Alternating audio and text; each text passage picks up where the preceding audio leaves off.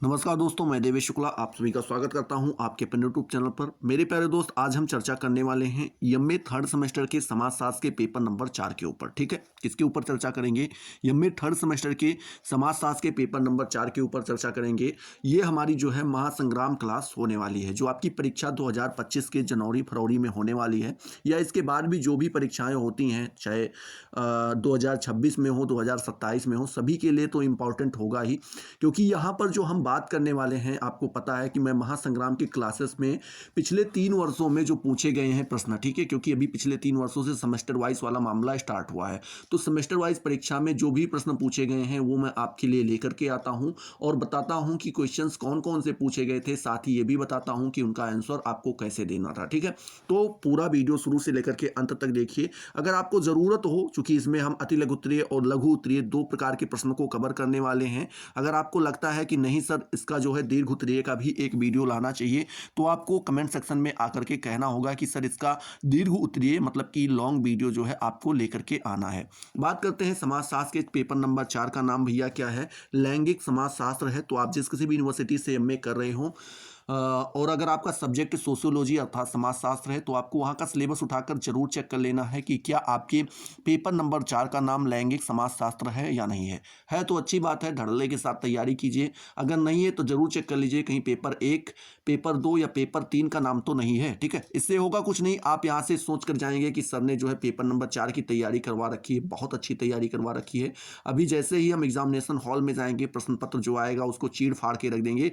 लेकिन जैसे ही examination hall में आपके सामने प्रश्न पत्र आता है और उसमें लिखे प्रश्नों को आप पढ़ते हैं, तो आपके पैरों तले जमीन खिसक जाती है, क्योंकि वहां पर मेरे बताए हुए एक भी क्वेश्चंस आपको देखने को नहीं मिलते हैं। क्यों नहीं देखने को मिलते हैं भैया? क्योंकि वहां पर आपके पेपर नंबर 4 का नाम लैंगिक समाजशास्त्र होता नहीं है। तो इसलिए जो है इंपॉर्टेंट है कि एक बार सिलेबस जरूर मैच करा लीजिएगा। ठीक है, चलिए क्वेश्चंस देखते हैं कि क्वेश्चंस कौन से पूछे गए थे और उनका जवाब हमें किस प्रकार से देना था। तो एक एक क्वेश्चन को कवर करने का प्रयास करेंगे। पहला प्रश्न यहां पर आपसे पूछ रहे हैं, क्या पूछ रहे भैया कि सामाजिकरण की परिभाषा दीजिए। सामाजिकरण क्या होता है, इसकी आपको परिभाषा देनी है। तो इसकी सामाजिकरण की परिभाषा देते हुए जॉनसन महोदय जी लिखते हैं, क्या लिखते हैं कि सामाजिकरण एक प्रकार का सीखना है। क्या है भैया? एक प्रकार का सीखना है जो सीखने वाले को सामाजिक कार्य करने के योग्य बनाता है। क्या है भैया? सीखना नहीं, एक सिखाना कह सकते हैं। यहाँ पे गलत वर्ड यूज कर लिए, तो एक तरीके से आप ये कह सकते हैं कि सामाजिकरण एक प्रकार का क्या है? सिखाना है, किसी चीज को सिखाना। और जो सीखने वाले होते हैं वही क्या करते हैं? सामाजिक कार्यों के योग्य, कार्य करने के योग्य बनते हैं। ये आपके कौन बताते हैं? जॉनसन महोदय जी बताते हैं।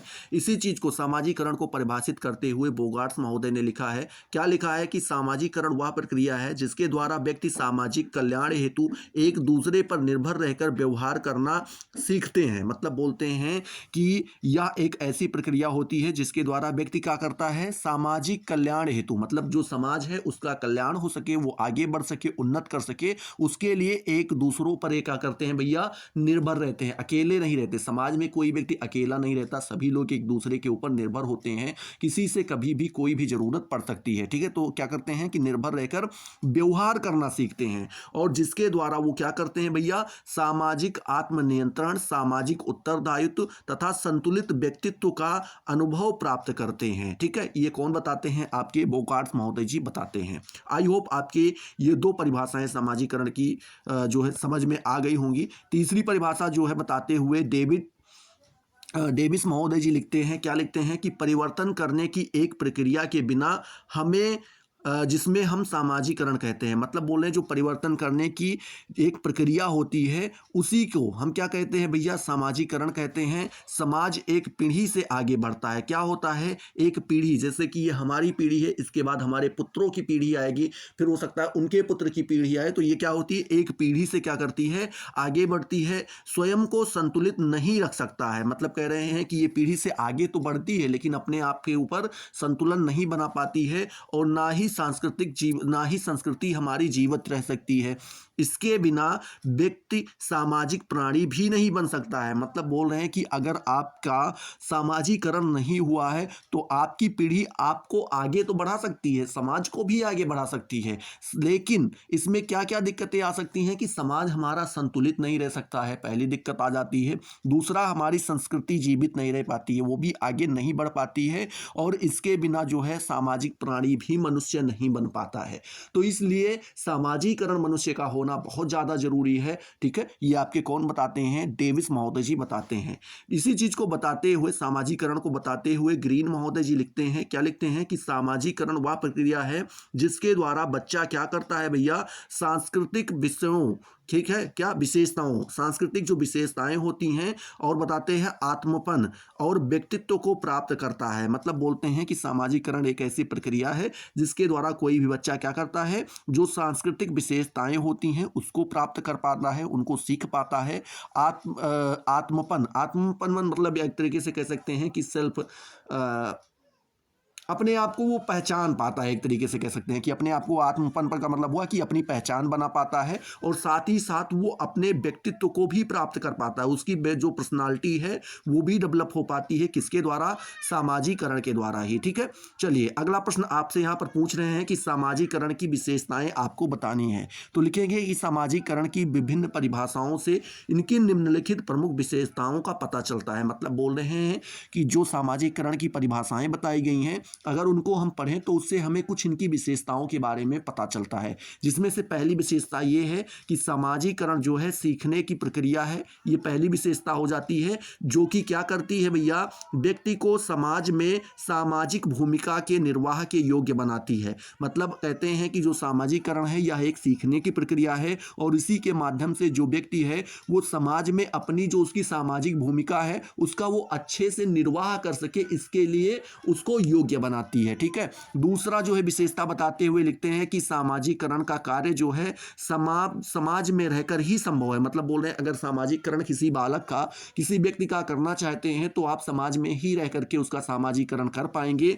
समाज से अलग रह करके सामाजिकरण नहीं किया जा सकता है। ये इसकी क्या है भैया, सामाजिकरण की दूसरी विशेषता है। ठीक है, चलिए तीसरी विशेषता की ओर चलते हैं। तो तीसरी विशेषता हमारी बताती है कि मानव की मूल प्रवृत्तियां सामाजिकरण द्वारा ही क्या होती हैं, विकसित होती हैं। जो मनुष्य की मूल प्रवृत्तियां होती हैं, ठीक है, जो मेन प्रवृत्तियां होती हैं, आप एक तरीके से कह सकते हैं जो उनके लिए आधार बनती हैं, प्रवृत्तियां जो आधार बनाती हैं उनका, वह किसके द्वारा बनती हैं भैया, तो वह सामाजिकरण के द्वारा ही विकसित हो पाती हैं। तीसरी के बाद चौथी विशेषता बताते हुए लिखते हैं कि सामाजिकरण की प्रक्रिया व्यक्ति में स्व का विकास करती है। स्व का मतलब स्वयं, अपने आप को पहचान पाता है कि इतने लोगों के बीच में मेरी क्या स्थिति है, मैं कौन हूं। ठीक है, जिससे उसमें क्या होता है, व्यक्तित्व का विकास होता है, जिससे उसकी पर्सनालिटी क्या होती है, डेवलप हो पाती है भैया, उसकी पर्सनालिटी बन पाती है। ठीक है, तो सामाजिकरण जो है स्व का विकास करने के लिए भी, आप कह सकते हैं कि पर्सनालिटी डेवलपमेंट के लिए भी क्या होती है,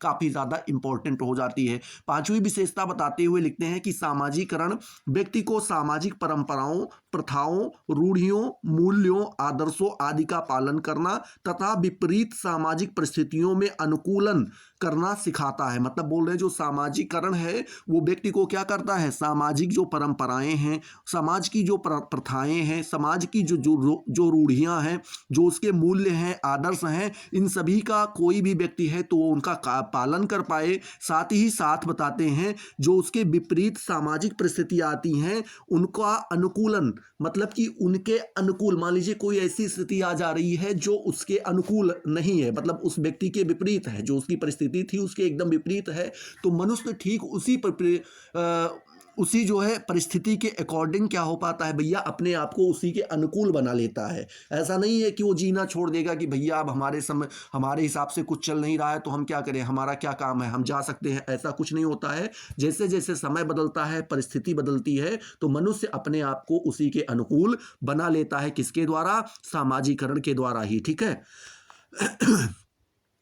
छठी विशेषता बताते हुए लिखते हैं कि सामाजिकरण द्वारा संस्कृति, सभ्यता तथा अन्य अनगिनत विशेषताएं पीढ़ी दर पीढ़ी हस्तांतरित होती रहती हैं तथा जीवित रहती हैं। मतलब बोल रहे हैं जो सामाजिकरण है इसी के द्वारा जो हमारी संस्कृति है, सभ्यता है, इसके अलावा अनगिनत जो है क्या है भैया विशेषताएं हैं, इनको हम पीढ़ी दर पीढ़ी क्या कर पाते हैं, आगे बढ़ा पाते हैं। हस्तांतरित का मतलब जैसे कोई भी संस्कृति है या कह सकते हैं कोई भी सभ्यता है या हमारे कोई भी विशेषताएं हैं जिसको हम क्या करेंगे अपने पुत्र या पुत्री को सौंपेंगे, ठीक है, उठा के। अब उसके बाद वो अपने पुत्र और पुत्रियों को सौंपेंगे। तो इस तरीके से देखें तो हमारी जो संस्कृति है, हमारी जो सभ्यता है और जो हमारी बहुत सारी विशेषताएं हैं ये सब क्या होती रहती हैं, पीढ़ी दर पीढ़ी एक के बाद दूसरे के हाथ में जाती रहती हैं और साथ ही साथ ये सभी जीवित भी रह पाती हैं, ठीक है। तो ये सामाजिकरण की छठी विशेषता हो जाती है। सातवीं विशेषता बताते हुए लिखते हैं, क्या लिखते हैं कि मात्र जैविक प्राणी से सामाजिक प्राणी बनने के लिए भी सामाजिकरण की आवश्यकता होती है। मतलब बोल रहे हैं कोई जैविक प्राणी है, ठीक है, और अगर उसको आप सामाजिक प्राणी बनाना चाहते हैं तो उसके लिए क्या होगा, करना पड़ेगा भैया, आपको सामाजिकरण करना जरूरी हो जाएगा, इंपॉर्टेंट हो जाएगा। जैविक प्राणी का मतलब आप तरीके से समझ सकते हैं ऐसा व्यक्ति जो समाज से परिचित ही ना हो, समाज में रहता ही ना हो, वो समाज से अनभिज्ञ हो। तो ऐसे व्यक्ति को अगर आप सामाजिक व्यक्ति बनाना चाहते हैं तो उसके लिए उसका सामाजिकरण होना बहुत आवश्यक हो जाता है। तो ये सातवीं इसकी विशेषता हो जाती है। आठवीं विशेषता बताते हुए लिखते हैं कि व्यक्ति का बाह्य पदार्थों एवं प्रवृत्तियों से परिचित कराना, ठीक है, क्या करना, परिचय कराना, तद अनुरूप अनुकूलन करना सामाजिकरण द्वारा ही संभव है। मतलब बोलते हैं कि व्यक्ति का जो बाह्य पदार्थ है, हमारे बाहर जो सारे बाह्य पदार्थ हैं, इनसे व्यक्तियों का परिचित कराया जाता है, ठीक है, और उनके अनुकूल वह व्यक्ति हो पाए। जो प्रवृत्तियां हैं, जो पदार्थ हैं, उनसे वो परिचित हो पाता है और साथ ही साथ उनके अनुकूल अपने आप को ढाल पाए। इसके लिए भी क्या होता है भैया, ये भी किसके द्वारा संभव है, यह भी हमारा सामाजिकरण के द्वारा ही संभव है कि जो व्यक्ति है वो बाह्य पदार्थों और जो हमारी बाह्य प्रवृत्तियां हैं उनसे वह व्यक्ति परिचित हो पाता है, साथ ही साथ अपने आप को उसके अनुकूल बना पाता है। वह किसके द्वारा, सामाजिकरण के द्वारा। तो इस प्रकार से अगर आपसे सामाजिकरण की विशेषताएं पूछ लेता है तो आप 8 प्रकार की ये विशेषताएं उसकी बता सकते हैं, ठीक है। चलिए अगला प्रश्न यहीं पर आपसे पूछ रहे हैं, क्या पूछ रहे हैं भैया, अगले प्रश्न में आपसे पूछा गया है कि क्लासन के अनुसार सामाजिकरण क्या है, आपको यहां पर बताना है। तो क्लासन के मतानुसार देखें तो उन्होंने बताया है कि सामाजिकरण का शब्द जो है पहली बार 1828 ईस्वी में शब्दकोश में सम्मिलित किया गया, ठीक है। मतलब बोल रहे हैं कि क्लासन जी बताते हैं कि जो सामाजिकरण शब्द आप पढ़ते हैं इसको पहली बार 1828 ईस्वी में शब्दकोश में ला करके मिलाया गया, जिसका अर्थ, शाब्दिक अर्थ क्या होता है, सामाजिक बनना, अथवा आप कह सकते हैं कि समाज में रहने योग्य बनना। यही इसका क्या है, शाब्दिक अर्थ है सामाजिकरण का। 20वीं शताब्दी के मध्य में सामाजिकरण जो है समाजशास्त्र की अमेरिकी प्रकार्यवादी परंपरा का केंद्र बिंदु था। मतलब बोल रहे हैं जब आप 20वीं शताब्दी के मध्य की बात करते हैं तो उस समय जो सामाजिकरण है भैया, ये समाजशास्त्र की अमेरिकी प्रकार्यवादी में क्या हुई, प्रकार्यवादी जो परंपरा थी उसका केंद्र बिंदु बनी। ये आपके कौन बताते हैं, क्लासन महोदय जी बताते हैं, ठीक है। तो इस तरीके से क्लासन महोदय के अनुसार सामाजिकरण के बारे में आप आराम से बता दीजिएगा, ठीक है। चलिए अगला प्रश्न यहीं पर आपसे पूछ रहा है, क्या पूछ रहा है भैया कि पितृसत्ता का अर्थ आपको बताना है क्या होता है। पितृसत्ता का एक ही अर्थ होता है जहां पे पिता का शासन होता है, ठीक है। एक मातृसत्ता होता है, एक पितृसत्ता होता है। तो माताओं का जहां पे शासन होता था, जैसे बाहुबली में कौन थी, राजमाता, उनका शासन था, तो वहां पे मातृसत्ता था, ठीक है। लेकिन वहीं पर अगर हम देखते हैं फिर धीरे धीरे करके जब राजमाता की मृत्यु होती है फिर कौन, भल्लाल देव संभालते हैं, ठीक है, या बाहुबली वगैरह बाद में आ जाते हैं तो ये लोग आते हैं तो फिर क्या हो जाता है, पितृसत्ता हो जाती है, ठीक है। तो उसी चीज को बताते हुए यहाँ पर अगर हम लिखना चाहें तो लिख सकते हैं कि पितृसत्ता वह सामाजिक व्यवस्था है जिसमें पुरुषों की भूमिका को मूल रूप से सत्ता से जुड़ा हुआ माना जाता है। मतलब बोल रहे हैं कि जो पुरुष की भूमिका है ये मूल रूप से किससे जुड़ी है, सत्ता से जुड़ी हुई होती है। इनमें महिलाओं की ज्यादा जरूरत नहीं होती है, तथा जिसमें महिलाओं, बच्चों तथा संपत्ति पर पुरुष का अधिकार माना जाता है। ऐसा माना जाता है कि जो पुरुष है वो क्या है, महिला, बच्चे और संपत्ति, इन तीनों के ऊपर किसका अधिकार होगा, पुरुष का ही अधिकार होगा। इसका अर्थ पुरुष की सत्ता का विशेषाधिकार है। मतलब बोल रहे हैं इसमें पुरुष की सत्ता को क्या बताया गया है, विशेष अधिकार दिया गया है। इसके परिणाम स्वरूप क्या होता है भैया, महिलाओं को अधीनस्थ स्थान प्रदान किया जाता है। क्या किया जाता है भैया, अधीनस्थ का मतलब हुआ किसी के अधीन रह करके अपना जीवन व्यतीत करना अधीनस्थ कहलाता है। तो वही बताते हैं कि इसका परिणाम हमें ये देखने को मिलता है पितृसत्ता का, कि जो माताएं होती हैं या जो स्त्रियां होती हैं भैया, वह क्या करती हैं, किसी के अधीन रह करके अपना जीवन व्यतीत करती हैं। पितृसत्ता का अर्थ क्या है भैया, परिवार के सभी सदस्यों पर पिता की ही सत्ता का प्रभुत्व से है। मतलब बोल रहे हैं परिवार के जितने भी सदस्य हैं उनके ऊपर अगर पिता का शासन चल रहा है, पितृ की सत्ता चल रही है, पिता की सत्ता चल रही है भैया, तो वो हमारी पितृ सत्ता कहलाती है। सभी लोग पिता की बात को मानते हैं। जो मुखिया है, मेन है, वो क्या है, पुरुष है।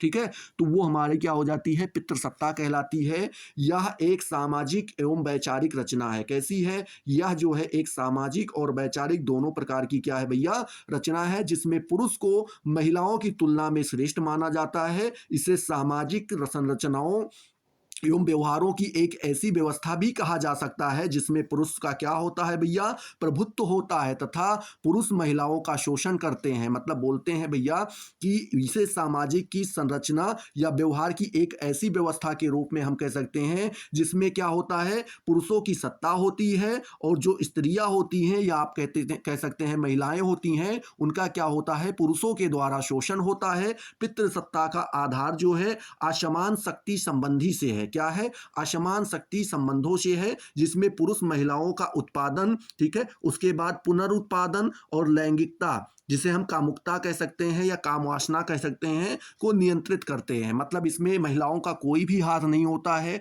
जो कुछ भी मानना होता है, चाहे वो शारीरिक नीड हो, ठीक है, जिसको फिजिकल नीड्स कहते हैं, या फिर इमोशनली हो, या जो कुछ भी हो, उसका उसके ऊपर पूरा जो है प्रभाव किसका होता है, पुरुष का होता है। ठीक है, महिला का नहीं होता है। तो इस तरीके से जो है आप पितृसत्ता के बारे में बता दीजिएगा। अगला प्रश्न यहाँ पर आपसे पूछ रहा है कि पितृसत्ता का शाब्दिक अर्थ आपको यहां पर बताना है। पितृसत्ता का शाब्दिक अर्थ क्या होता है, अगर इसके हम शब्द के आधार पे अर्थ निकालें तो क्या निकल के आएगा, तो आप लिखेंगे ग्रीक शब्द। ठीक है, क्या है, ग्रीक शब्द पाट्रिकेस, जो कुछ भी लिखा है, से व्युत्पन्न पितृसत्ता का शाब्दिक अर्थ होता है पिता का शासन। क्या होता है भैया, पितृसत्ता का शाब्दिक अर्थ होता है पिता का शासन, तथा इसका उपयोग जो है एक सामाजिक व्यवस्था को संदर्भित करने के लिए किया जाता है, जहां पुरुष सामाजिक, आर्थिक, राजनीतिक एवं धार्मिक शक्तियों का एक बड़ा हिस्सा नियंत्रित करते हैं। जिसमें क्या किया जाता है, जो पुरुष होता है वो सामाजिक, आर्थिक, राजनीतिक और साथ ही साथ जो धार्मिक शक्तियां होती हैं, इनके ऊपर बड़ा हिस्सा, एक तरीके से कह सकते हैं, इनके ऊपर नियंत्रण किसका होता है, पुरुषों का नियंत्रण होता है। तथा उत्तराधिकार आमतौर पर लड़कों के पास चला जाता है। मतलब बोल रहे हैं कि जब एक का शासन खत्म होता है, मान लीजिए कोई पुरुष है, उसका शासन जब खत्म होता है तो उसका उत्तराधिकार किसको दिया जाता है भैया, एक लड़के को ही दिया जाएगा, ना कि किसी लड़की को दिया जाएगा। पितृसत्ता शब्द का अर्थ पुरुष वर्चस्व, महिलाओं के विरुद्ध जो है पुरुष पूर्वाग्रह तथा अधिक सरल रूप से पुरुष शक्ति से है। ठीक है, क्या बताते हैं, जो पितृसत्ता है उसका जब आप अर्थ निकालते हैं, पितृसत्ता शब्द का अर्थ निकालते हैं, तो उसमें यह कहा जाता है कि पुरुषों का क्या होता है, वर्चस्व होता है, महिलाओं के विरुद्ध जो है क्या होता है भैया, पुरुष की पूर्वाग्रह मतलब कोई भी पहले से बना लेने वाली जो है भावना आप कह सकते हैं। कोई भी व्यक्ति जो पहले से ही सोचने लगता है, किसी कार्य को करने से पहले कोई भी चीज सोचने लगे, उसे को पूर्वाग्रह कहते हैं। तो जो महिलाओं के विरुद्ध क्या करते हैं, पुरुष पहले से ही कोई पूर्वाग्रह बना लेते हैं। अधिक सरल रूप से आप कह सकते हैं पुरुष शक्ति का जी ही क्या होता है भैया, वर्चस्व होता है इनके ऊपर। ठीक है, चलिए आगे आप लिखेंगे कि सीधे शब्दों में हम कह सकते हैं तो क्या कहें भैया, पितृसत्ता का अर्थ होता है अपने परिवार पर पिता या सबसे बड़े पुरुष सदस्य का क्या होना भैया, शासन होना ही क्या कहलाता है, पितृसत्ता कहलाता है। मतलब आपके परिवार में अगर आपके पिता का शासन चल रहा है या पिता से बड़े कोई और पुरुष हैं, पुरुष मतलब दादाजी हो सकते हैं, ठीक है, या उनसे भी उनके दादाजी के भी पिताजी हो सकते हैं, तो जो कोई भी है बड़े में पुरुष, अगर उसका शासन चल रहा है, सभी लोग उसी की बात मानते हैं, तो वही आपकी पितृसत्ता कहलाएगी। वस्तुतः पितृसत्ता का अर्थ किसी सामाजिक इकाई जैसे कि परिवार, जनजाति इत्यादि में पुरुष मुखिया द्वारा शासन करना है। मतलब बोल रहे हैं, अगर हम देखें तो ये भी बता सकते हैं कि पितृसत्ता का अर्थ क्या होता है भैया, कि जैसे कि परिवार या जनजाति में कोई पुरुष मुखिया क्या करता है, शासन करता है, तो वही हमारा क्या कहलाता है भैया, पितृसत्ता कहलाता है। ठीक है, बात करते हैं कुल पिता, जिसे हम वंश प्रधान कहते हैं। आमतौर पर एक सामाजिक बुजुर्ग होता है जिसके पास सामाजिक इकाई में दूसरों पर वैध शक्ति होती है। मतलब बोल रहे हैं जो कुल पिता, एक शब्द और भी यूज किया जाता है, पुरुष सत्ता में एक शब्द यूज किया जाता है कुल पिता। उसका मतलब क्या होता है, मान लीजिए कोई वंश जी रहा है, कोई वंश रह रहे हैं, मतलब 2-4 घर रह रहे हैं, उसमें कोई एक दादाजी हैं जो अभी सबसे पुराने हैं, ठीक है, सबसे ज़्यादा बुजुर्ग हैं आप कह सकते हैं। वही क्या करते हैं भैया, उन्हीं के ऊपर सामाजिक इकाई का वैध शक्ति होती है उनके पास। मतलब ऐसी शक्ति, वैध शक्ति मतलब लीगल पावर उनके पास होती है, जो उनका जो है क्या करें, उनके ऊपर शासन कर सकें। ठीक है, तो उन्हीं को हम क्या कह देते हैं, कुल पिता भी कह देते हैं। ठीक है, चलिए अगला प्रश्न यहीं पर आपसे पूछ रहा है कि शिक्षा का अर्थ एवं परिभाषा बताइए। शिक्षा का अर्थ एवं परिभाषा आपको बताना है, तो आप लिखेंगे शिक्षा का अर्थ जो है बच्चों के सर्वोत्तम शारीरिक, मानसिक तथा आध्यात्मिक गुणों के सर्वांगीण विकास से है। मतलब बोल रहे हैं अगर हम शिक्षा का अर्थ निकालें तो ये कह सकते हैं कि किसी बच्चे का अगर सर्वोत्तम शारीरिक विकास होता है, साथ ही साथ मानसिक विकास होता है, या आध्यात्मिक गुणों का जब विकास होता है, तो उसी को हम क्या कह देते हैं, शिक्षा कह देते हैं। ठीक है, फिर बोलते हैं शिक्षा शब्द जो है वो अंग्रेजी के एजुकेशन शब्द का हिंदी रूपांतरण है, जो कि लैटिन भाषा के एजुकेयर शब्द से बना है, जिसका अर्थ होता है पालन पोषण करना अथवा पढ़ाना लिखाना। ठीक है, तो आप यहां पर बता सकते हैं कि जो लैटिन भाषा में एजुकेयर शब्द है, ठीक है, उसका अर्थ क्या होता है, उसका अर्थ होता है पालन पोषण करना, या फिर आप कह सकते हैं कि पढ़ाना लिखाना। ठीक है, क्रिया के रूप में यह एजुकेयर शब्द से संबंधित रखता है, जिसका अर्थ है उत्पन्न करना या फिर प्रकट करना। इस अर्थ में शिक्षा का तात्पर्य बच्चों की क्षमताओं को प्रकट करना। मतलब बोल रहे हैं कि अगर हम इसको वर्ब के रूप में देखना चाहें, चूंकि अभी हम इसको सब्जेक्ट के रूप में देख रहे थे, सब्जेक्ट और वर्ब आप लोगों ने पढ़ रखा होगा, सेंटेंस में होता है जिसमें कोई एक्शन दिखाया जाता है तो वो हमारा वर्ब कहलाता है, और जो इसमें एक्शन नहीं देखा जाता है, किसी चीज़ की बात ही केवल की जाती है, किसी चीज़ के बारे में बात की जाती है, तो वो हमारा क्या हो जाता है भैया, सब्जेक्ट हो जाता है। ठीक है, तो इस तरीके से जिसमें अगर एक्शन देखा जाए, मतलब कोई कार्य देखा जाए, तो इसका अर्थ हम इस प्रकार से निकालते हैं कि जो छात्र के अंदर क्षमताएं होती हैं, जब उन्हीं को हम प्रकट करते हैं तो वही हमारा क्या कहलाता है, एजुकेयर, अर्थात आप कह सकते हैं एजुकेशन, या फिर आप कह सकते हैं कि शिक्षा कहलाता है। वस्तुतः पश्चिमी संस्कृति, ठीक है, क्या पश्चिमी संस्कृति में शिक्षा का अर्थ जो है शिक्षार्थियों में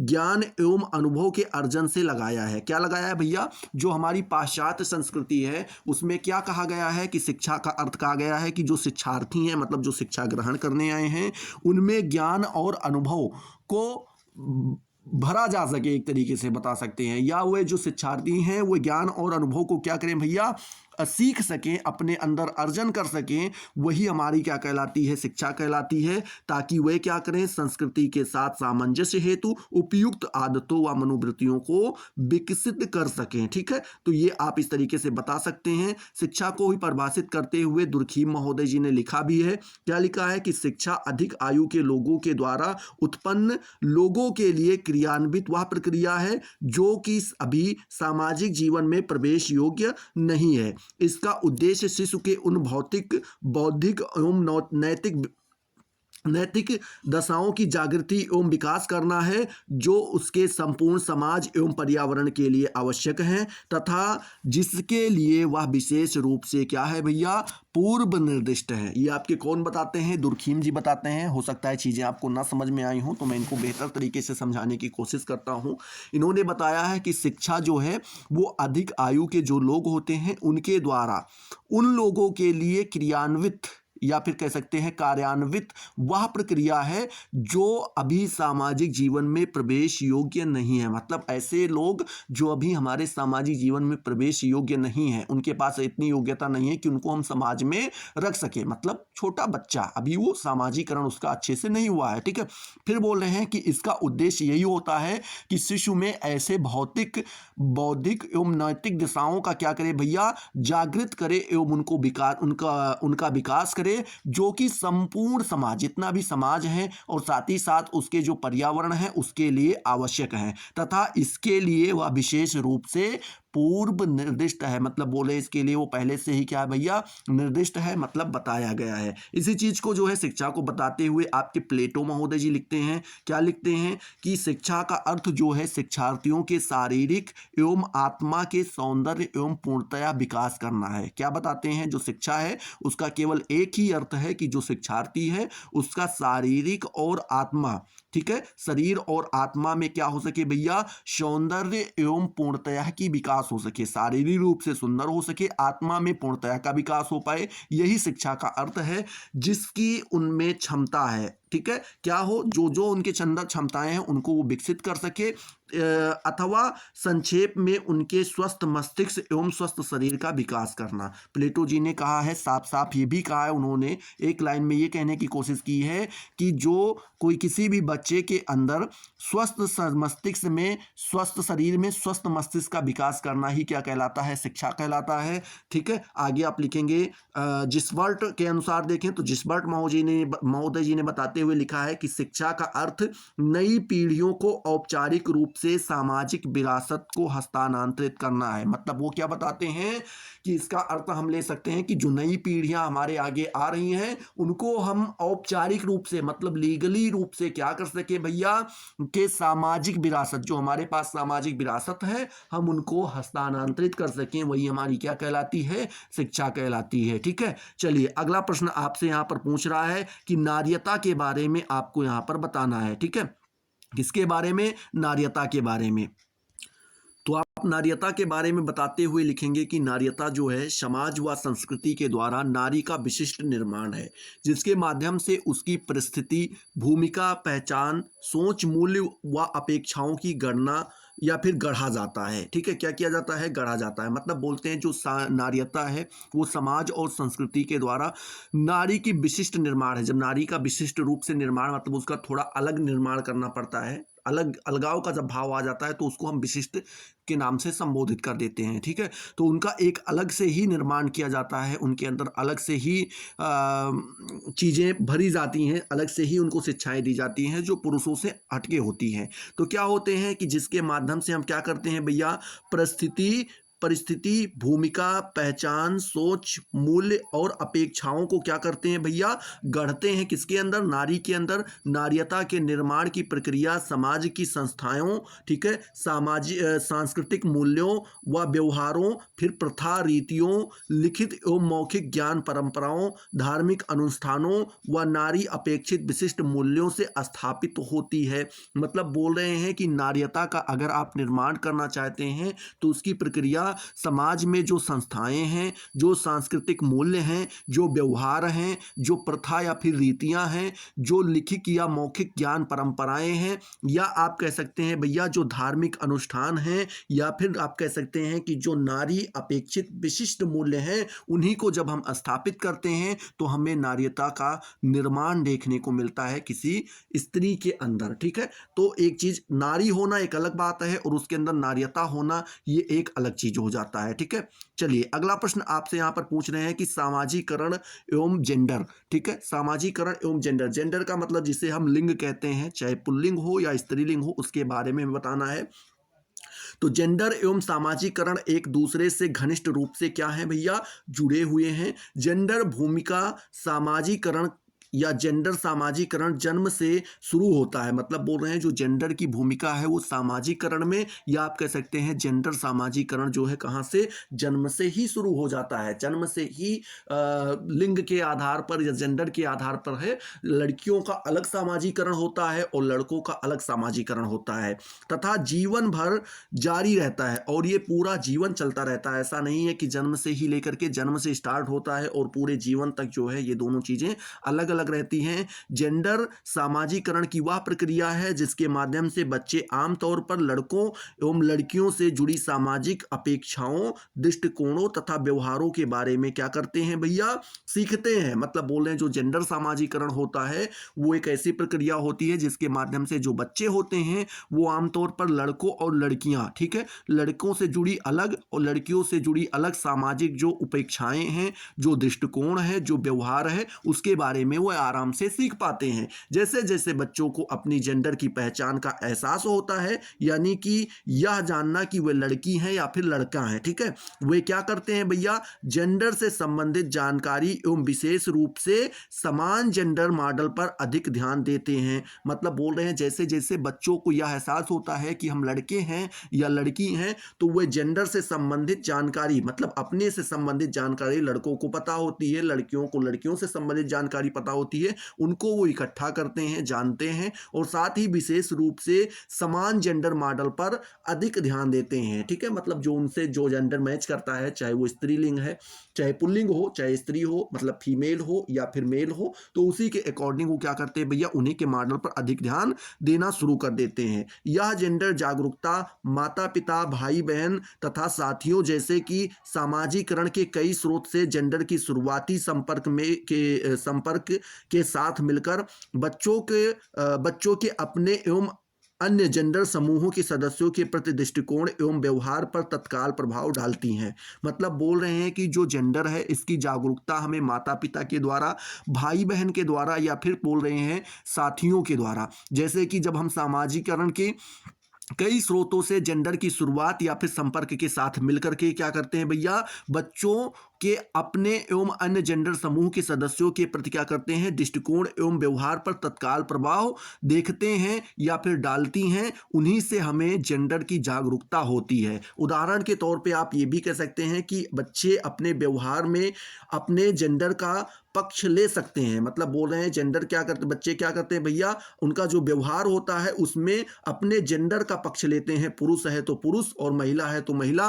अपने समूह के सदस्यों के प्रति अधिक सकारात्मक भावना रखते हैं तथा जेंडर भेदभावपूर्ण व्यवहार दिखा सकते हैं, केवल अपने लिंग के सदस्यों के साथ बातचीत करना पसंद करते हैं। ठीक है, तो ये जो है क्या भैया कहलाती है, यही आपका जेंडर जागरूकता कहलाती है, या फिर आप कह सकते हैं कि जेंडर सामाजिकरण कहलाता है। ये भी आप कह सकते हैं, दोनों एक ही चीजें हैं। आगे लिखते हैं कि जेंडर भूमिका सामाजिकरण या फिर जेंडर सामाजिकरण का सामाजिकरण पर विस्तार से चर्चा करने से पहले सामाजिकरण की प्रक्रिया के बारे में जानना प्रासंगिक होगा। मतलब बोल रहे हैं कि अगर आप जेंडर की भूमिका जो है सामाजिकरण में देखना चाहते हैं या फिर जेंडर सामाजिकरण पर विस्तार रूप से आप चर्चा करना चाहते हैं, तो उससे पहले आपको क्या करना होगा, सामाजिकरण की प्रक्रिया के बारे में आप जान लें। सामाजिकरण की प्रक्रिया जो अभी आपने ऊपर पढ़ा है। ठीक है, लिखते हैं, क्या लिखते हैं, शिशु जन्म के समय एक शारीरिक ढांचा अर्थात अस्थि मांस का ढांचा मात्र होता है। मतलब बोले कोई भी शिशु जन्म लेता है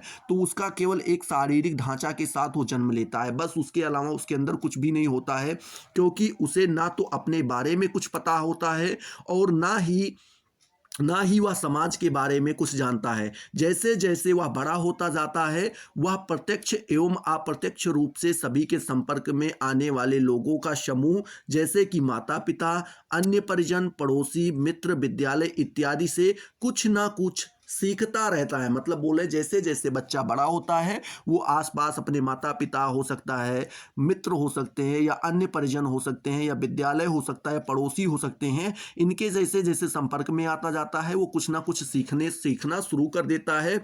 वह केवल भैया भौतिक जगत के बारे में ही नहीं सीखता, अपितु अच्छे या फिर बुरे लड़के लड़की के लड़की से क्या तात्पर्य है यह भी सीखता है। मतलब बोल रहे हैं कि वो केवल भौतिक जगत के बारे में नहीं सीखता है, अपितु क्या अच्छा है क्या बुरा है, कौन लड़के अच्छे हैं, कौन सी लड़की अच्छी है, या फिर कौन अच्छा लड़का अच्छा है, या वो कौन सी लड़की बुरी है, या कौन से लड़का बुरा है, ठीक है, उसका क्या तात्पर्य है वो अच्छे से ये भी जान पाते हैं। समाज के मूल्यों एवं आदर्शों का आंतरीकरण भी सीख पाते हैं, ठीक है। सीख की इस प्रक्रिया के माध्यम से होता है। मतलब बोल रहे हैं कि वो समाज के जो मूल्य हैं, जो आदर्श हैं, उनके अंदर भी क्या कर सकते हैं भैया, अंतर कर पाते हैं, ये भी वो सीख पाते हैं। सीखने की यह प्रक्रिया समाज शास्त्र में सामाजिकरण कही जाती है, और जो सीखने की यह प्रक्रिया होती है यही हमारा क्या कहा जाता है भैया, सामाजिकरण कहा जाता है। और कौन सा सामाजिकरण कहा जाता है, जेंडर सामाजिकरण कहा जाता है, ठीक है। तो आई होप आपका जेंडर सामाजिकरण क्लियर हो गया होगा।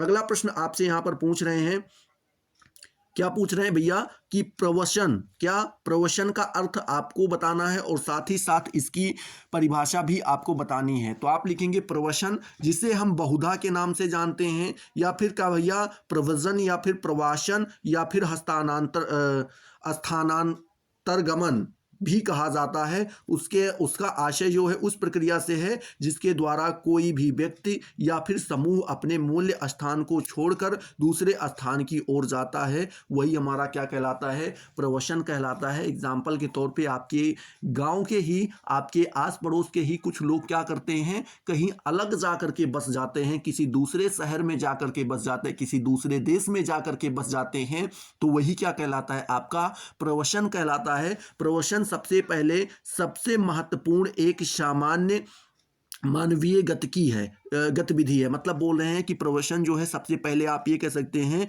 कि सबसे इंपॉर्टेंट सामान्य मानवीय गतिविधि है। मतलब मनुष्य के द्वारा सामान्य रूप से क्या की गई कोई गति या कोई वर्क किया गया वर्क है। मनुष्य हमेशा एक देश, ठीक है, इलाके तथा निवास स्थान से दूसरे में बसने के लिए जाते रहते हैं। मतलब बोल रहे हैं मनुष्य हमेशा क्या होते हैं, एक देश से दूसरे देश में, एक इलाके से दूसरे इलाके में, एक निवास स्थान से दूसरे निवास स्थान पर क्या करते हैं भैया, बसने के लिए जाते रहते हैं।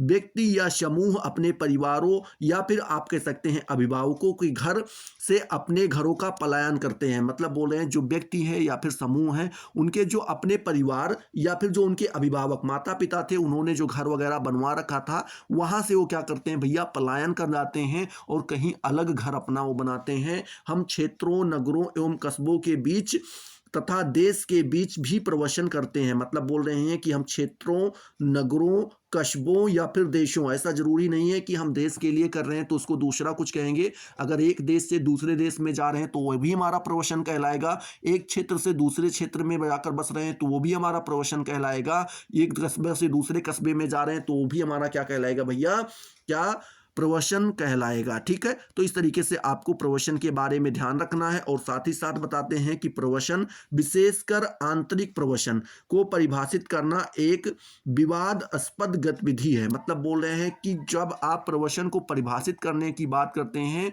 और वो भी खास करके जो हमारा आंतरिक प्रवचन है, ठीक है, आंतरिक प्रवचन की बात की जाती है, तो ये एक विवादास्पद मतलब विवाद वाली गतिविधि हो जाती है। विस्तृत श्रेणी, ठीक है, जिसको हम क्या बोलते हैं, स्पेक्ट्रम के एक छोर पर प्रवचन को दूसरी छोर पर कम से कम एक प्रवचन परिभाषित क्षेत्र से दूसरे तक, या फिर कह सके तथा एक निवास स्थान सामान्य स्थान से दूसरे तक लोगों की आवाजाही के रूप में परिभाषित किया जा गया है।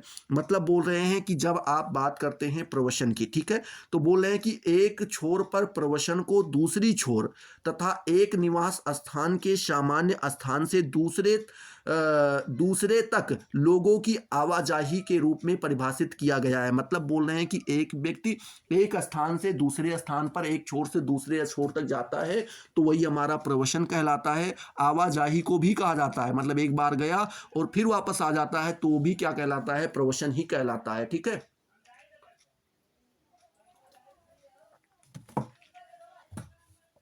आगे लिखते हैं कि विस्तृत श्रेणी के दूसरे छोर पर प्रवचन की परिभाषा उन आवश्यकताओं को खारिज कर देती है कि प्रवचन में निवास का परिवर्तन एवं कुछ दूरी पर हस्तांतरण शामिल होना चाहिए। मतलब बोल रहे हैं कि जो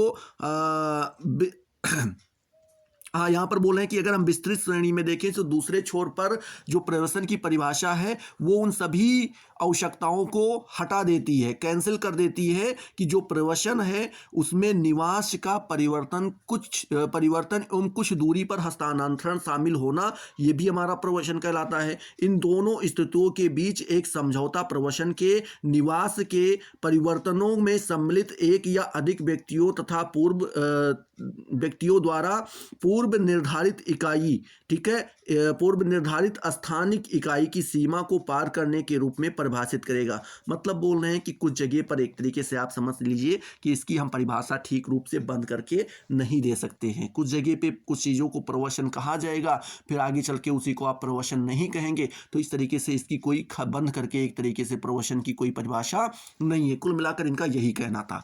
अगला प्रश्न आपसे यहाँ पर पूछ रहे हैं, क्या पूछ रहे हैं, जनांकिकी का शाब्दिक अर्थ आपको यहां पर बताना है। तो आप लिखेंगे जनांकिकी शब्द जो है ग्रीक मूल का है। क्या है भैया, ये ग्रीक मूल का है। ये दो शब्दों से डेमो अर्थात लोग और ग्राफिन जिसका मतलब होता है वर्णन से बना है, ठीक है। तो आप कह सकते हैं अतः इसका अर्थ जो है लोगों का वर्णन है। क्या है भैया, लोगों का वर्णन ही हमारा क्या कहलाता है, जनांकिकी कहलाता है। जनांकिकी जनसंख्या से जुड़े रुझानों एवं प्रक्रियाओं का अध्ययन करती है जिसमें जनसंख्या के आकार में परिवर्तन, जन्म मृत्यु एवं प्रवर्जन्य, जिसे आप क्या बोलते हैं, प्रवासन कहते हैं, कि प्रतिमान तथा जनसंख्या की संरचना एवं संगठन जैसे कि महिला पुरुष एवं विभिन्न आयु के समूहों की सापेक्ष अनुपात सम्मिलित है। मतलब यहाँ पर ये बोलते हैं कि जो हमारा जननांकी है ये हमारी जनसंख्या से जुड़े हुए रुझानों के बारे में बताता है,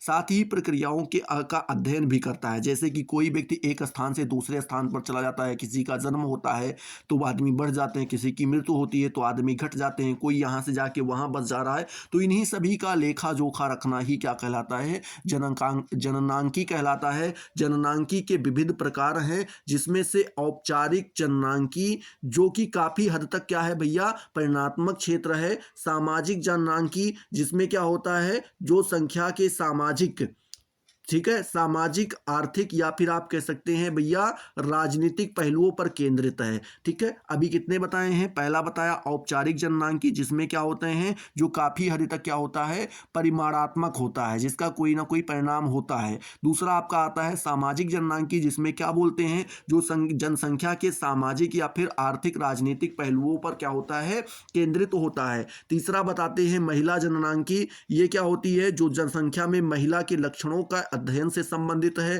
फिर बोलते हैं महिला जननांकी वास्तव में सामाजिक जननांकी का ही अभिन्न अंग है। मतलब बोले जो महिला जननांकी है, अगर हम इसको वास्तव में देखें तो इसको हम सामाजिक जननांकी का ही एक अभिन्न अंग के रूप में मानेंगे।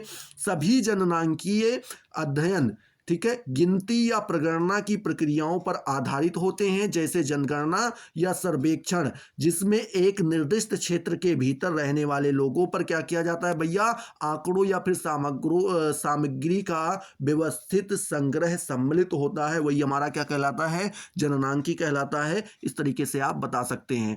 अगला प्रश्न आपसे यहाँ पर पूछ रहा है कि आदर्श समाज किसे कहते हैं, आपको यहाँ पर बताना है। तो आप लिखेंगे जिस समाज में सबको समानता का अधिकार हो, ठीक है, परिवार के सभी सदस्यों को अपना विचार एवं निर्णय लेने का अधिकार हो, प्रत्येक व्यक्ति अपने कर्तव्यों व फिर दायित्वों का निष्पक्ष पालन करे, तब वह समाज एक आदर्श समाज कहलाएगा, ठीक है। ये आप यहां पर ध्यान दे दीजिएगा आदर्श समाज के बारे में। अगला प्रश्न यहीं पर आपसे पूछ रहे हैं, क्या पूछ रहे हैं भैया कि निजी सार्वजनिक द्विविभाजन किसे कहते हैं, आपको यहां पर बताना है। तो आप लिखेंगे आधुनिक समाज में निजी एवं सार्वजनिक रूप में भी लिंग के आधार पर द्विविभाजन पाया जाता है। कार्य क्षेत्र, कार्य वेतन, निर्णय क्षमता, ठीक है, नेतृत्व क्षमता आदि में, ठीक है। क्या बोल रहे हैं कि जब आप कार्य क्षेत्र की बात करते हैं, कार्य वेतन की बात करते हैं, निर्णय क्षमता की बात करते हैं, नेतृत्व क्षमता की बात करते हैं, तो लिंग के आधार पर इसमें जो है द्विविभाजन देखने को मिलता है। ये दो जगहों पे बांटा जाता है। पुरुष बच्चों के पालन पोषण, पुरुष बच्चों के लालन पोषण, स्वास्थ्य, शिक्षा आदि की जिम्मेदारियों से क्या होते हैं भैया, जिम्मेदारियों से मुक्त जीवन जी सकता है। जबकि स्त्रियां क्या करती हैं भैया, बच्चों के लालन पोषण, उनके स्वास्थ्य आदि की देखभाल में ही अपना संपूर्ण जीवन लगा देती हैं। मतलब बोले अगर पुरुष चाहे तो अपने बच्चों के लालन पोषण, स्वास्थ्य, शिक्षा, इन सभी जिम्मेदारियों से मुक्त हो सकता है, हट सकता है, लेकिन जो स्त्री होती है उसको अपना पूरा जीवन लालन पोषण, उसके स्वास्थ्य से संबंधित देखभाल में ही अपना पूरा जीवन क्या करना पड़ता है भैया, व्यतीत करना पड़ता है। तो इस तरीके से देखिए निजी या सार्वजनिक द्विविभाजन इसी को कहा जाता है, ठीक है। चलिए अगला प्रश्न आपसे यहां पर पूछ रहे हैं कि सामाजिक लिंग की परिभाषा लिखिए।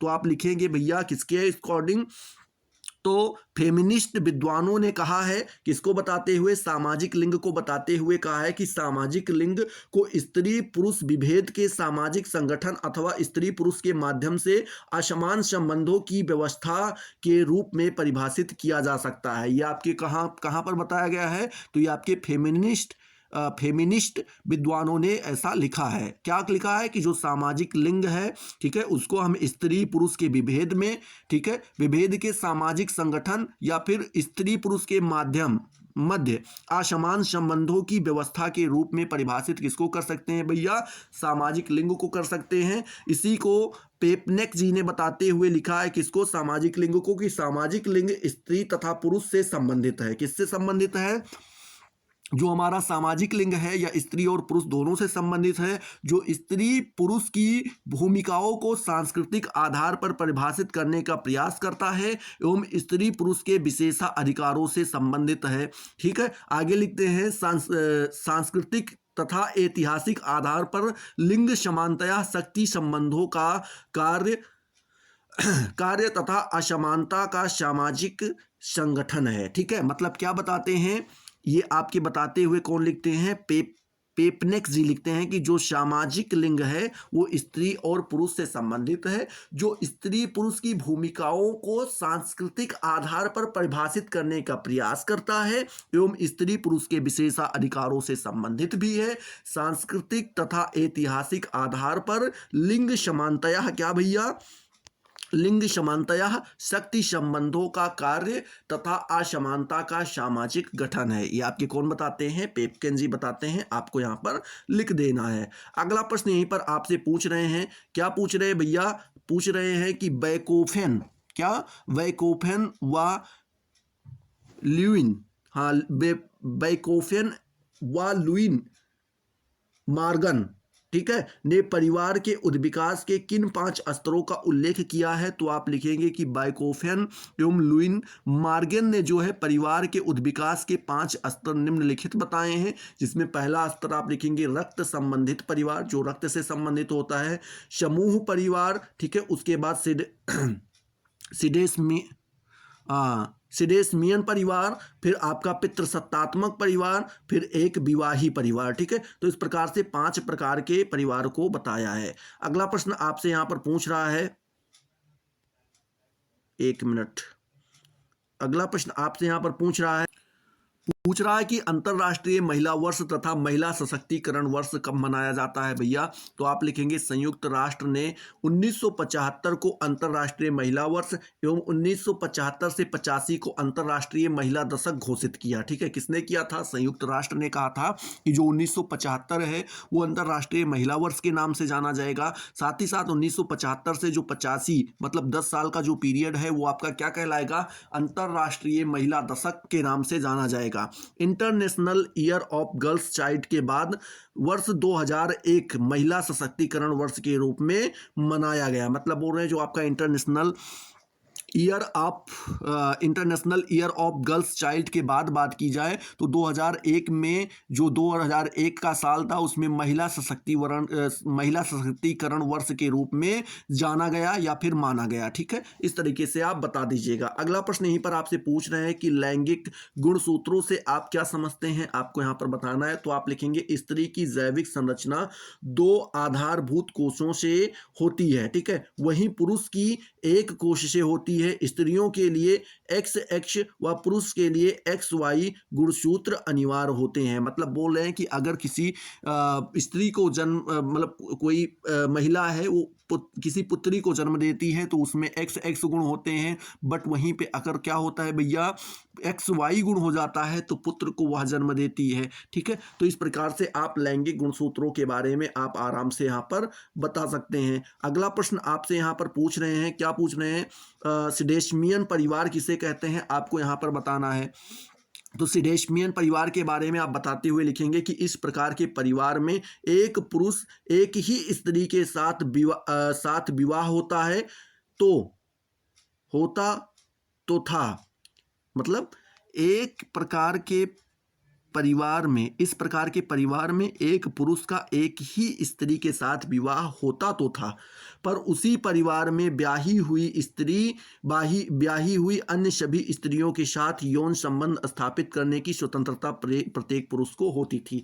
मतलब बोल रहे हैं कि ऐसा देखिए, एक पुरुष एक स्त्री के साथ ही विवाह करेगा, दूसरी स्त्री के साथ विवाह नहीं करेगा। लेकिन उस परिवार में जितनी भी स्त्रियां हैं और जितने भी पुरुष हैं तो प्रत्येक पुरुष किसी भी स्त्री के साथ अपना जो है क्या भैया संपर्क यानी फिजिकल हो सकता था। ऐसा जो है किसमें बताया गया था, सिडेशमियन परिवार में जो है ऐसा बताया गया है। अगला प्रश्न पूछ रहे हैं सामाजिकरण क्या है, आपको यहां पर बताना है। तो आप लिखेंगे सामाजिकरण एक ऐसी प्रक्रिया है जो नवजात शिशुओं को जैविक प्राणी से सामाजिक प्राणी बनाती है। इसी से सामाजिक व्यक्तित्व का विकास होता है। सामाजिकरण से न केवल मानव जीवन का प्रभाव अखंड तथा सतत रहता है, अपितु इसी से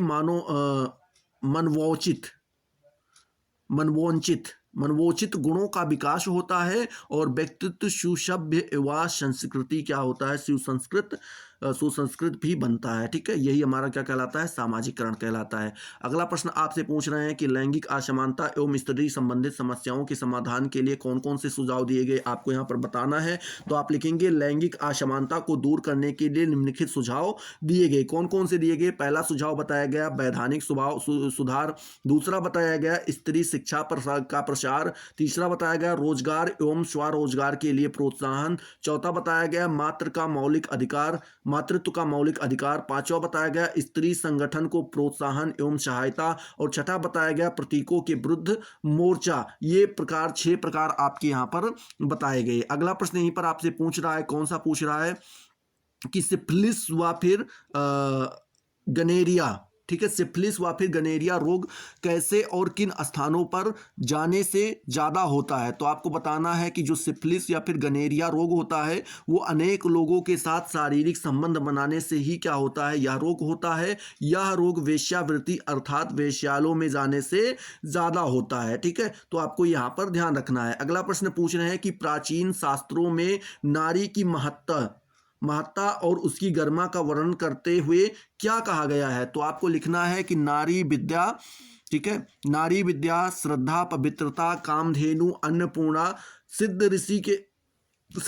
ऋषि और सब कुछ हैं जो मानव प्राणी के समस्त अभावों कष्टों एवं संकटों के निवारण करने में समर्थ है। मतलब बोल रहे हैं नारी को विद्या कहा गया है, श्रद्धा कहा गया है, पवित्रता, कामधेनु, अन्नपूर्णा, सिद्ध ऋषि और भी बहुत कुछ कहा गया है जो क्या करती है भैया, मानव प्राणी के समस्त अभावों कष्टों और संकटों का निवारण एक स्त्री ही करती है, एक नारी ही करती है। इसीलिए प्राचीन शास्त्रों में इसको इतने सारे नामों से संबोधित किया गया है। ठीक है, चलिए अगला प्रश्न आपसे यहां पर पूछ रहा है, 1 मिनट रुक जाइए थोड़ा सा। हाँ, अगला प्रश्न आपसे पूछ रहा है कि महिलाओं की स्थिति में सुधार के लिए किन किन महिला संगठनों का उल्लेखनीय योगदान है। मतलब आपको बताना है कि जो महिलाओं की स्थितियों में आपको इतना सुधार देखने को मिलता है, तो इसमें कौन कौन सी ऐसे महिला संगठन हुए बनाए गए जिनका योगदान उल्लेखनीय रहा। तो आप लिखेंगे भारतीय महिला राष्ट्रीय परिषद जो है इसका सबसे ऊंचा आता है, फिर भारतीय महिला समिति, फिर विश्वविद्यालय महिला संघ, फिर भारतीय ईसाई महिला मंडल, फिर अखिल भारतीय स्त्री शिक्षा संस्था, फिर कस्तूरबा गांधी राष्ट्रीय स्मारक ट्रस्ट आदि का स्त्रियों की स्थिति के सुधार के लिए उल्लेखनीय योगदान रहा है। ठीक है, मतलब इतने सारे जो संगठन रहे हैं इनका जो है उल्लेखनीय एक तरीके से काफ़ी ज़्यादा सराहनीय योगदान रहा है, जिससे आज आप स्त्रियों की जो है किसमें भैया स्थिति में सुधार देखने को मिल रही है आपको। अगला प्रश्न पूछ रहे हैं कि समान वेतन अधिनियम क्या क्या तात्पर्य है, आपको यहाँ पर बताना है। तो आप लिखेंगे यह कानून 1976 में पारित किया गया था। इस अधिनियम के द्वारा स्त्री और पुरुष के लिए समान वेतन की व्यवस्था की गई थी। लिंग भेद के आधार पर नौकरी या फिर अन्य मामलों में पुरुष स्त्री के साथ किसी भी तरह का भेदभाव नहीं किया जाएगा, ऐसा बताया गया था किसमें, समान वेतन अधिनियम 1976 में। अगला प्रश्न आपसे पूछ रहे हैं कि वीमेंस डेवलपमेंट कारपोरेशन का क्या अर्थ है, आपको यहां पर बताना है। तो आप लिखेंगे वुमेन्स डेवलपमेंट कारपोरेशन का अर्थ, पहले हेडिंग डाल देंगे, फिर आप लिखेंगे इनका कार्य जो है महिलाओं को प्रशिक्षित करना, उन्हें ऋण और बाजार की सुविधा दिलवाना, ठीक है, उनको ऋण देना मतलब कि उधार दिलवाना, लोन दिलवाना और बाजार की सुविधाएं उनको प्राप्त करवाना। इसका उद्देश्य कानूनों की पुनर्परीक्षा, कार्यस्थल पर महिलाओं के प्रति अत्याचारों एवं सामाजिक उत्पीड़न की शिकायत पर व्यक्तिगत तौर पर हस्तक्षेप और उनका सुधारात्मक कार्यवाही को सुझाव देकर महिला के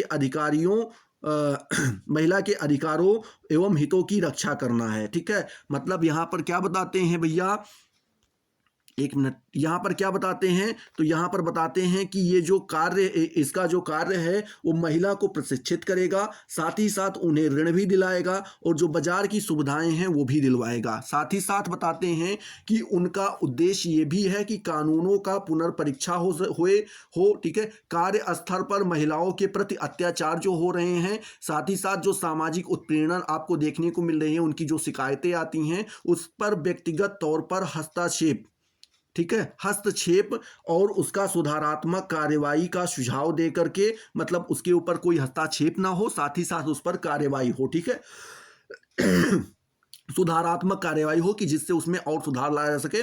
महिलाओं के अधिकार एवं हितों की रक्षा करना, यही काम है किसका भैया, यही है वीमेंस डेवलपमेंट कारपोरेशन का कार्य है, यही इसका अर्थ है। ठीक है, चलिए अगला प्रश्न आपसे यहां पर पूछ रहे हैं, कौन सा पूछ रहे हैं कि डोनोवान ने नारीवाद सिद्धांतों को कितने भागों में बांटा है, उसके नाम आपको बताने हैं। तो आप लिखेंगे डोनोवान ने नारीवाद सिद्धांतों को मोटे तौर पे 5 भागों में बांटा है। कौन सा, पहला जो बताया है नारीवाद सिद्धांत, पहला बताया है सांस्कृतिक है, दूसरा बताया है फ्रायडवादी है, तीसरा अस्तित्ववादी, चौथा मार्क्सवादी और पांचवा उग्र उन्मूलनवादी। ये 5 प्रकार के जो है नारीवाद सिद्धांत आपके यहाँ पर बताए गए हैं। ठीक है, चलिए अगला प्रश्न आपसे पूछ रहा है नारीवाद क्या है, आपको यहाँ पर बताना है। तो आप लिखेंगे नारीवाद एक ऐसी विचारधारा है जिसके अंतर्गत स्त्री व पुरुष के बीच असमानता को स्वीकार किया गया है तथा उसके सबलीकरण की प्रक्रिया को बौद्धिक एवं क्रियात्मक रूप से प्रस्तुत भी किया गया है। इसी को हम क्या कहते हैं, नारीवाद कहते हैं। अगला प्रश्न आपसे यहाँ पर पूछ रहे हैं कि लिंग भेद, जिसे हम असमानता के नाम से जानते हैं, से संबंधित सिद्धांतों की धारणाओं को बताइए। इससे संबंधित कौन कौन सी धारणा है, ठीक है, उसको आपको यहां पर बताना है। तो आप लिखेंगे भैया लिंग भेद संबंधित निम्न धारणाओं पर आधारित है, मतलब जो बोल रहे हैं जो लिंग भेद संबंधित सिद्धांत है उसके कई सारी धारणाएं हैं जिस पर वह आधारित है। जिसमें से पहली धारणा यह कहती है कि यह असमानता समाज के संगठन का परिणाम है, न कि स्त्री पुरुष के प्राणी शास्त्रीय एवं व्यक्तित्व विभेद का। ठीक है, मतलब बोल रहे हैं कि जो आपको असमानता देखने को मिल रही है समाज के संगठन का ही परिणाम है, ना कि ये स्त्री और पुरुष जो आप पढ़ते हैं इसका कोई वो है, इसमें रोल है। ठीक है, चलिए अगला प्रश्न यहां पर बोल रहे हैं कि अपनी आवश्यकताओं की पूर्ति, प्रश्न कह रहे हैं कि मतलब बोल रहे हैं कि अगला जो सिद्धांत बता रहे हैं, ठीक है, वो क्या बता रहे हैं धारणा जो बता रहे हैं उसमें बता रहे हैं कि अपनी आवश्यकताओं की पूर्ति की दृष्टि से समाज में पुरुषों की तुलना में स्त्रियां कम शक्तिशाली हैं। मतलब अपनी आवश्यकताओं की पूर्ति कर पाए इस दृष्टि से अगर देखें तो समाज में पुरुषों की अपेक्षा स्त्रियां क्या है बेचारी, कम शक्तिशाली हैं। अगला जो है यहाँ पर धारणा बताते हुए लिखते हैं कि यह सिद्धांत यह मानता है कि यदि समान अवसर दिए जाएं तो स्त्री व पुरुष दोनों ही समान रूप से प्रतिक्रिया व्यक्त करेंगे। मतलब बोल रहे हैं अगर सभी को समान अवसर दिया जाए तो स्त्री हो या पुरुष दोनों लोग क्या करेंगे, समान रूप से भैया प्रतिक्रिया देंगे। अगला प्रश्न पूछ रहा है लिंग उत्प्रेरण के सिद्धांत की क्या मान्यता है, आपको यहाँ पर बताना है।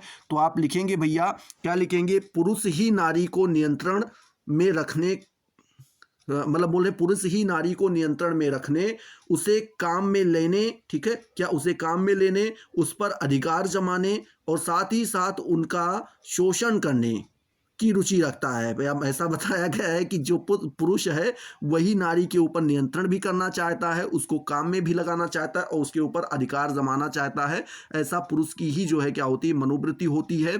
समाज में शोषण को बनाए रखने में पितृसत्तात्मकता जो है क्या है भैया, व्यवस्था उत्तरदायी है। मतलब बोल रहे हैं जो आप समाज में शोषण देख पा रहे हैं स्त्रियों के प्रति, उसका सबसे बड़ा कारण या सबसे बड़ा उत्तरदायित्व तो किसका है, तो वो है पितृसत्तात्मकता का। ठीक है, अगला प्रश्न आपसे पूछ रहे हैं नारीत्व। नारीत्व के बारे में आपको बताना है, तो आप लिखेंगे नारीत्व पुरुष व स्त्री के बीच जो है शारीरिक व नैतिक अंतर को स्पष्ट करने वाला शब्द है। मतलब बोल रहे हैं कि आप क्या करते हैं भैया, पुरुष और स्त्री के बीच जो शारीरिक या फिर नैतिक अंतर स्पष्ट करते हैं वो नारीत्व के द्वारा ही आप क्या कर पाते हैं, अंतर स्पष्ट कर पाते हैं। शारीरिक विभेद जो है जन्म से प्राप्त होता है, जिनका आधार क्या है, जननिक है।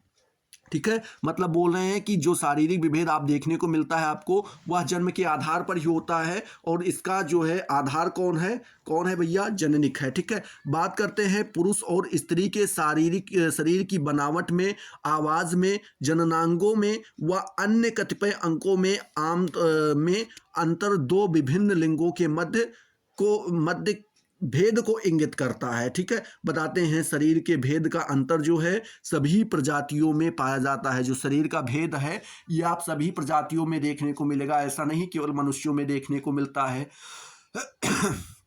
यह भेद किसी एक श्रेणी को अधिक क्षमताशील नहीं बनाता है और इस बात को स्पष्ट करता है कि विभेद असमानता नहीं है। मतलब बोल रहे हैं कि जो ये आप भेद देखने को मिल रहा है ये किसी एक श्रेणी को क्षमताशील, बहुत ज़्यादा क्षमताशील नहीं बनाता है और साथ ही साथ इससे यह भी स्पष्ट हो जाता है कि विभेद जो है आपको असमानता देखने को मिलती है ये बहुत ज़्यादा नहीं है। प्राणी शास्त्र विभेदों को सामाजिक असमानता में परिवर्तन करने की प्रक्रिया पुरुष प्रधान समाज के राजनैतिक तोड़ मतोड़ का प्रतिफल है। ठीक है, तो इस तरीके से आप जो है नारीत्व के बारे में बता दीजिएगा। अगला प्रश्न आपसे यहाँ पर पूछ रहे हैं, क्या उत्तरदायित्व सिद्धांत से क्या तात्पर्य है, आपको यहाँ पर उदारवादी सिद्धांत से क्या तात्पर्य है आपको यहाँ पर बताना है। तो आप लिखेंगे उदारवादी सिद्धांत में लिंग असमानता की व्यवस्था प्रारंभ होती है। ठीक है, उसके बाद आप लिखेंगे प्रजातिवाद के भांति यौनवाद की पूर्वाग्रह एवं भेदभाव पर आधारित है, जो यह मानते हैं कि स्त्री व पुरुष में नैसर्गिक अंतर पाया जाता है, यह अंतर उसके सामाजिक भाग्य का अनुरूप है। ठीक है, ये आप यहाँ पर लिखेंगे उदारवादी के बारे में। अगला प्रश्न यहाँ पर आपसे पूछ रहे हैं जीन वी, ठीक है, कौन, जीन वी एलिस्टेंट के अनुसार आपको बताना, एलिस्टेंट के अनुसार, जीन बी एलिस्टेंट के अनुसार नारीवाद सिद्धांत कौन कौन से हैं। तो नारीवाद सिद्धांत पहला बताया है उन्होंने, कौन सा है, उग्र उन्मूलनवादी जो सिद्धांत था ये भी आपका नारीवादी सिद्धांत था। उदारवादी सिद्धांत जो था ये भी आपका नारीवादी था, मार्क्सवादी, और साथ ही साथ आपका जो मनोविश्लेषणात्मक सिद्धांत था ये भी, ये चार प्रकार के जो सिद्धांत थे ये नारीवाद ही थे। ठीक है, आई होप आपको ये सारी चीजें यहाँ पर क्लियर हुई होंगी। अगर क्लियर हुई हैं तो फटाफट वीडियो को लाइक करो, अपने दोस्तों को शेयर करो और कमेंट में जरूर बताओ कि इसका दूसरा पार्ट आपको चाहिए कि नहीं चाहिए। ठीक है, बाकी मिलते हैं अगले वीडियो में नए जोश नए टॉपिक के साथ। तब तक के लिए जय हिंद, जय भारत।